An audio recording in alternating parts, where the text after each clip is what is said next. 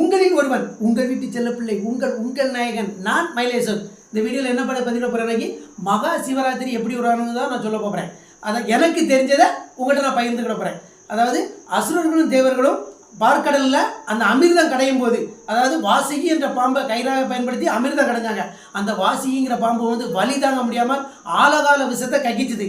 அந்த விஷம் மனிதனுக்கு அச்சுறுத்தக்கூடியதாக ஒரு பயமுறுத்தக்கூடியதாக இருந்தது. உடனே அசுரர்களும் தேவர்களும் சிவபெருமானை வேண்டி என்னை காப்பாற்றுங்கள் என்று வேண்டினார்கள். உடனே சிவபெருமான் அந்த இடத்துல தோன்றி அந்த விஷத்தெல்லாம் முழுங்கிட்டாங்க.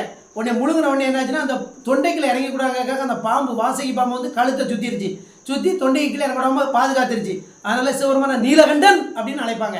அந்த சிவபெருமான் இந்த மாதிரி மக்களை காப்பாற்றியதுனால தான் நம்ம மகா சிவராத்திரியாக கொண்டாடுற நண்பர்களை நான் தெரிந்ததை உங்களுடன் பகிர்ந்து கொண்டேன். இந்த வீடியோ பிடிச்சிருந்தால் லைக் பண்ணுங்கள், ஷேர் பண்ணுங்கள், கமெண்ட் பண்ணுங்கள். நன்றி, வணக்கம். என்றும் உங்கள் நாயகன், நான் மயிலேசன்.